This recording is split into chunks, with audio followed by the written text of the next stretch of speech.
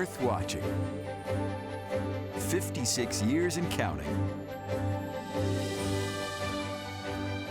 Welcome, everybody. I'm Sarah Murphy with Craig Wirth. It's so good to hear that music again. Craig and I, it's been busy. We haven't been able to see each other for a few weeks now. And this is just wonderful. It's so good to be back together. And to talk about the past. Oh, we love that. We love to talk about the past. Tell us, that's kind of what we're focusing on tonight, yes? We are. We're going to talk about some of the most requested stories about growing up in the 50s and 60s.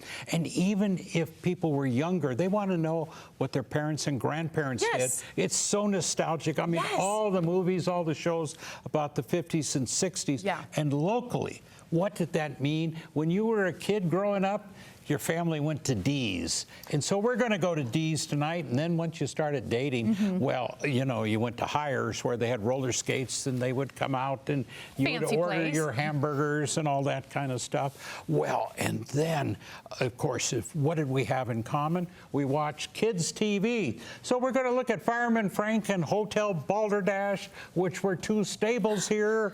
And then, what did we do when we were a little bit older? We drove up and down State Street, up and down, up and down, up and down, and listened to KCPX radio and Skinny Johnny Mitchell. Well, that's our whole show. Are you guys excited? I'm He just laid it all out for us. The most requested stories, Craig. Those are some good ones. And so we start with D's because, well, that's what your family did. They all went to D's and you all sang the song. Let's go to D's. Come to D's. You walked up to a window and ordered, in the shadow of the giant clown, the D-Burger clown that rocked back and forth over 50 food places. Let's go to D's. Let's all go to D's. D's drive-ins were an icon of Utah up until 1982. How much of an icon? Well, first of all, most everyone who was here then can still sing the jingle. Let's go to D's. Let's all go to D's. That's what Daddy said, and the family all agreed. And if you're a little younger, oh sure, you know this one. Let's go to D's. Let's all go to D's. They got some great things cooking down at D's. And I said drive-ins. You parked and ordered outside. Drive-thrus, they came later. D's Drive-In Days. Delicious. Now the big deal was to bring home about 1 million burgers on 19-cent days. Lee and Lona Earl remember. He started as a cook at D's. He wore a bow tie and a smile, especially on those discount days, sometimes even less than 19 cents. Like we'd had a 10-cent day or a 13-cent day where all hamburgers were extremely discounted, and that usually took a week just to get ready for it. So it was fun. It was a competition between all of us managers who could actually put out the most hamburgers in that day. My record was 1,165 dozen in a day, and that was moving. That's 13,980 burgers. And then came the Super D. Now that changed everything. A better, bigger burger. D, Super D. Lee says he made them in the exact order of ingredients. After the buns are toasted, you flip it over, put your mustard, ketchup, pickle, onion, and on the Super D had lettuce and tomato. So you put all that on there, then you put your cheese on the burger patty, flip the top on it, and put it over on it, and wrap it up. It was a different time, a good time. Oh, I remember the 70s. Great things cooking, great things cooking. Disco down the D's. My editor, Tim, who is younger, says no, it was the 80s, and I have to include the goodie box. A big juicy burger, a bag full of fries, an ice cold drink, and a surprise. Well, D's sold the drive-ins, and summer days were no more as they once were. Hello to summer days, summer days, D's Drive-In Days. Delicious. Oh, and the famous clown then ended up in the Yesco sign graveyard. Now, even in the 1980s, I knew it wouldn't be forgotten. But the culture of Salt Lake City will always be reflected in the good old D-Burger clown. His broken ear, oh, and here's part of his eye. It was just a beautiful design, beautifully executed. It had shape, it had radiuses, it had balloons, it had movement, color. It was a home run. Today, the name lives on in a handful of Dee's restaurants. And outside, yes, on top, there still is a clown from the old days. Julie Wells is a co-owner of the remaining Dee's restaurants. She says the name is a heritage that means a great deal to her and the regulars. And pretty much every day, people tell her they remember the jingle of 40 years ago. It's just a great jingle. I get the Let's All Go to Dee's song sang to me almost daily by one of my customers. Delicious. Craig, you were up there in the clown. That was my favorite. You were all the way up there with the ear. What the heck? Yeah, that's right. You know, I mean, I'm sure, I know you didn't grow up in Salt Lake, and I didn't either, but I was still here when Dee's was around, and it's just those songs, the hair. It is so, even as someone who clearly wasn't around for then, it was so nostalgic just to kind of look back at them. Okay, what's your Dee's order? I need to know. Well, as a vegetarian, I probably You're not going after those burgers. I wasn't going after the 19-cent, but the French fries. Yeah. Oh, you know, you just couldn't get enough of those French fries. Yes. And they had anything with a clown on the front of it. You know what was a classic? Oh, that was a good one. And you know, hamburgers were part of people's lives, even though I was, again, as a vegetarian. But you're aware. I was aware of that. Because when you then hit the dating age, you went to Hires. In Hires on 7th East. It's just where you went. And you would park there, and we're going to go to Hires, and we're going to have some fun. Okay, let's go to Hires after the break. Stay with us, everybody.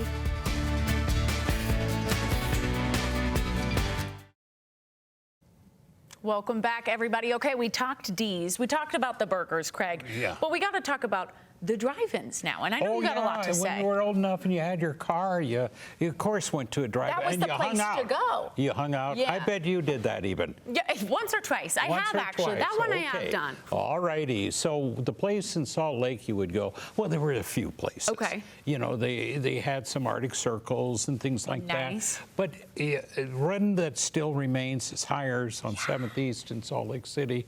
And it's typical of what you did on a Saturday night. Well, I don't know what you did. Okay. But when I say you, I mean youth in general. So let's take a look at hanging out at Hires.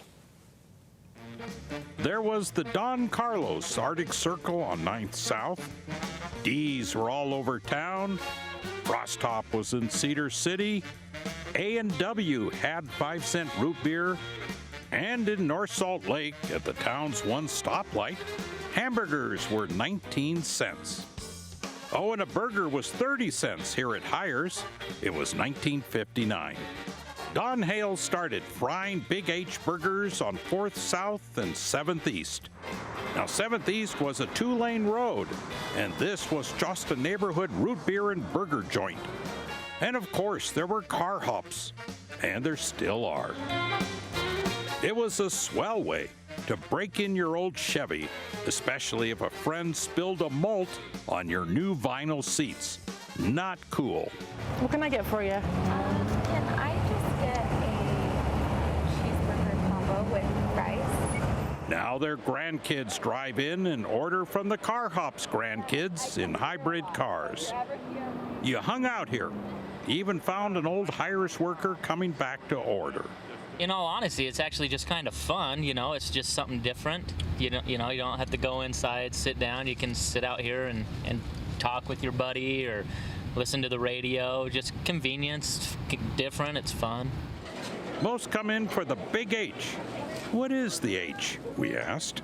Oftentimes people would say, what does the Big H stand for? And he'd say, well, it could stand for Hale or Hamburger or Hires. Let's just say one of those. So we never define exactly where it comes from, but I think it was just, you know, a catchy name. Menu items change, but they're never gonna mess with the Big H. Sure, they order hamburgers and root beer floats and fries. Over a year's time, we'd go through 1 million pounds. 1 million pounds of fries? The bags are 50-pound bags or 100-pound bags, and you know, you'd go through 20 a week, 30 a week, something like that. And I cannot go any further in this report without saying fry sauce. I've only ever had the burgers and the fries, but I really like the sauce.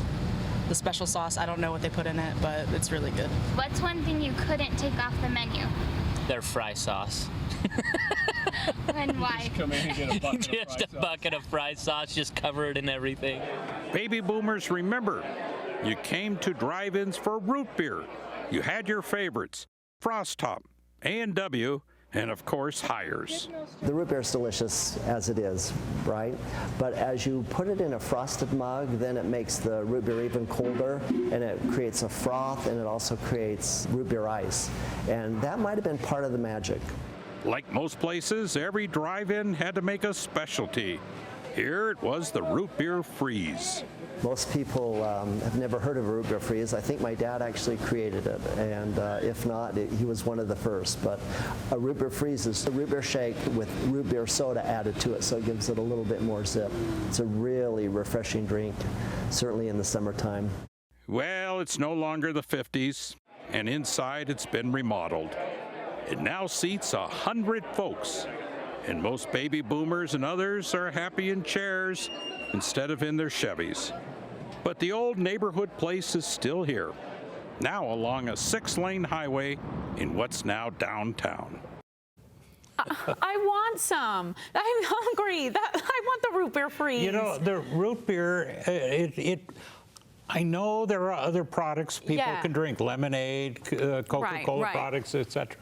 But something about root beer and a root beer float. Yeah, it is so. Don't you just remember that taste? It's so classic. Well, and I'm really curious about the root beer freeze too. I like that idea. Yeah, and 1 million pounds of fries. Like that is, you got to think on that one, 1 million pounds. And fry sauce.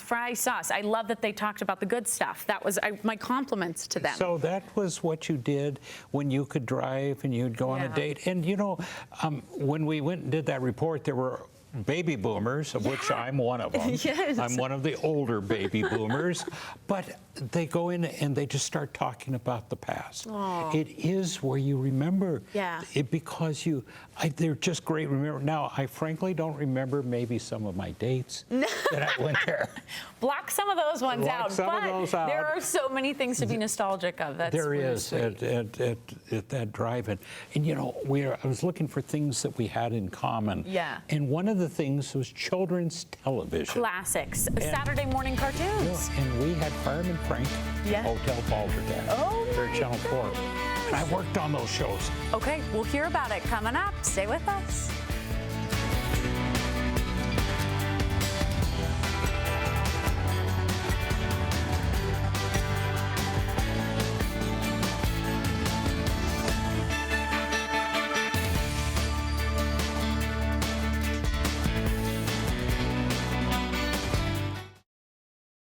Welcome back, everybody. Okay, we're going way back to 1948 to see what kids in Utah did to keep entertained. And it was kids' TV.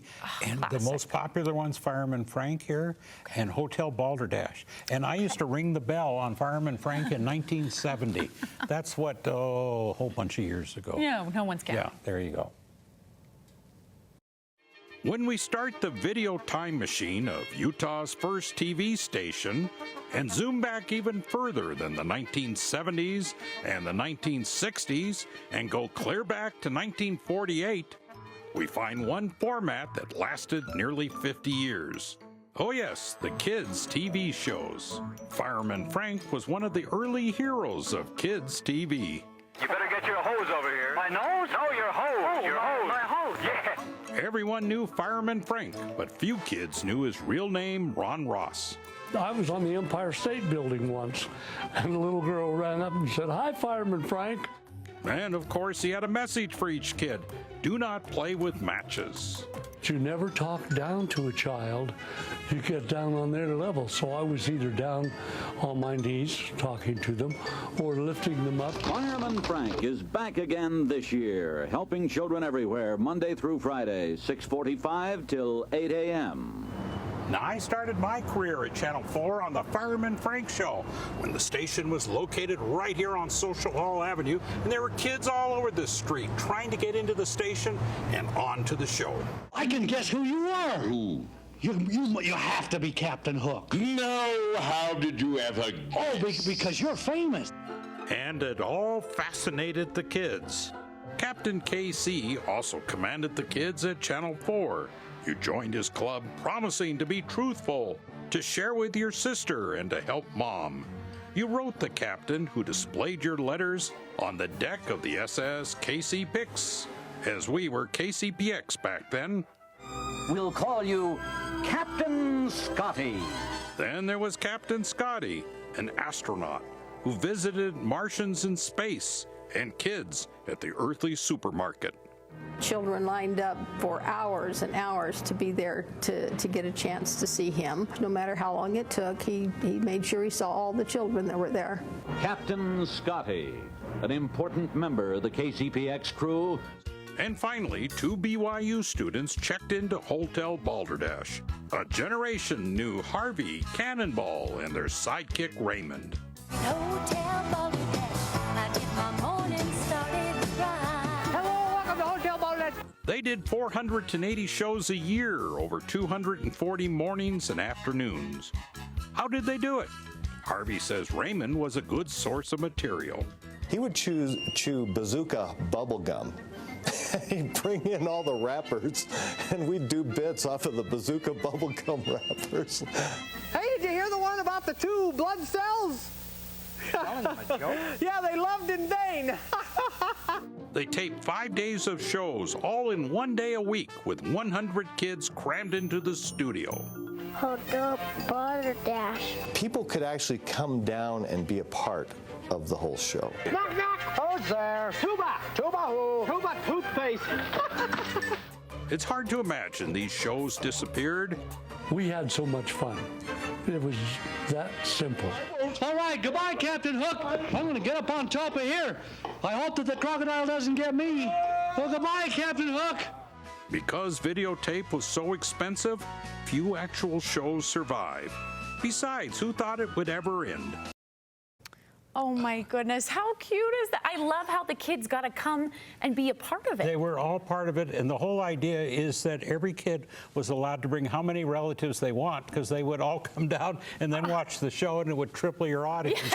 Yeah, it helped out both things. Had it was a family kids, affair. Yeah. And you know, when I remember those, and it was 1970 that I worked on the Fireman Frank show. I would ring the bell, you know, and we would do 5 shows a night, and it was just, it was magic, because these kids were just mesmerized by TV. You know, it wasn't that common to have television, and you would sit there in the studio and like all how these magical. kids, and the lights were so intense then, and it was so just hot. Blinded. And we were sponsored by an ice cream company, and they had the little cartons. They'd have the soup.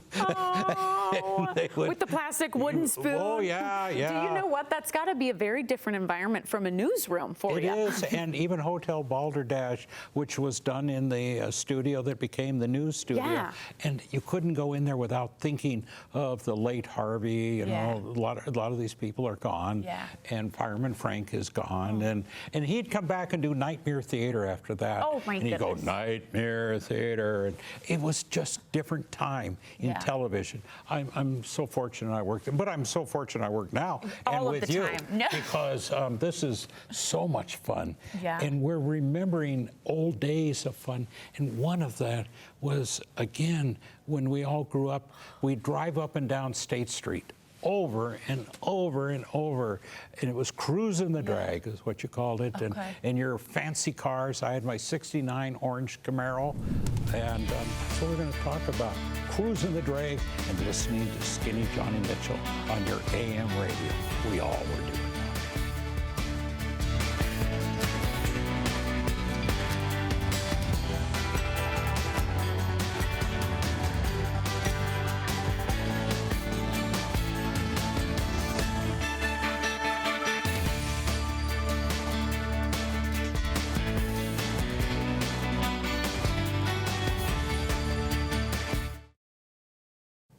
We're having a lot of fun, and you know, Always. I had a '69 Camaro, as I said, drove it up and down the street, and that was what you did on a Saturday night. He's got But you style. had an AM radio, and it was tuned to 1320, KCPX, the Big 13, and Skinny Johnny Mitchell. We relived that day. Oh my, it brings back memories. It's the early 70s.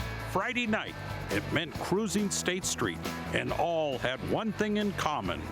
Tony DeFranco family, KCPX Heartbeat. It's a love beat. 3 minutes after 7 o'clock, Skinny Johnny Mitchell's program. That one thing was an AM radio tuned to Skinny Johnny Mitchell. Ratings showed 80% of the teens were tuned to Skinny. Kung Fu Fighting, 6 minutes after 7 with Skinny Johnny Mitchell. Request line number at 531-1975. The cruising cars all turned on to Social Hall Avenue, and many stopped in front of the studios of KCPX and Skinny. Wrangler gives every guy and gal what they pay for at all ZCMI stores in the Utah area. Wrangler Sportswear, remember the W is silent. KCPX. So many cars, a cop had to keep the parade going past the station. The building and the studio are gone. It was like yesterday, 55 years ago. I worked here when Skinny was king. Oh, it was quite a sight every Friday night, and at this very spot on Social Hall Avenue stood KCPX, the Big 13, and Skinny Johnny Mitchell. There would be kids standing outside the door. There would be cars up and down Social Hall Avenue, all waiting for Skinny Johnny Mitchell to answer one of their requests or to drive away in his chopper motorcycle. And now KCPX and Skinny are memories. I was playing the music so they can listen to them. And I could see, you know, sometimes we'd go outside and watch the guys come around and so forth. Like you said, there was a police officer out in front of Channel 4, KCPX at that time, of course. And we'd go back in and play some more tunes and come back again a couple of times, and maybe somebody would give me a soda pop, or they'd slip me a request, and I'd go in maybe 30 minutes later, I could be able to play it for them. Boogaloo and all, this is Skinny in the evening, 6 to 10 on the Big 13. There weren't any iPods or iPads. It was all local radio. And not only did you know the radio DJs, you knew the bands. Almost every one of them came to Salt Lake City. For a couple of dollars, you can see them all up close. No mega concerts. KCPX brought in Neil Diamond for $3 a ticket. Glenn Campbell was $3.50, and Gordon Lightfoot was $4.50. You could see these groups. Sure, you could go almost touch them. Yeah. I mean, actually, well, the Goon, you could see them. I mean, that's how close you were. The Grateful Dead, David Cassidy, the Doobie Brothers, Sly and the Family Stone, Black Sabbath, Elton John, Rare Earth, Led Zeppelin, the James Gang, oh, and of course, the Osmonds. One of the best ones is I emceed Kiss. And I'll tell you what, that was the most phenomenal concert I ever did in Salt Lake. And DJs back then not only played records, they set records. Skinny set the world's Ferris wheel ride record. It was all part of the era of good old fun. It took him 9 days to complete 57,339 revolutions on the Ferris wheel at Liberty Park. And then it ended. To me, there had to be a start and an ending. I mean, as far as AM radio goes, and the whole thing about that is FM took over. I mean, I'm sorry to say it that way, but that's what happened to AM radio, because FM radio took over the whole market. And Skinny and those Friday nights signed off, as he did every night. Do what you think is correct, and always remember, Skinny loves your neck. Good night, babe. It's so fun. You were just saying the whole time it was just a fun time. It was you a said. fun time to grow up, a fun time to become an adult, and it's been a fun show. It has been, and we appreciate you, Craig. Thanks for giving us a little bit of a walk down memory lane. It was such a good time. Thank you. Okay, thanks you guys for joining us. We'll see you back here for the next edition of Wirth Watching.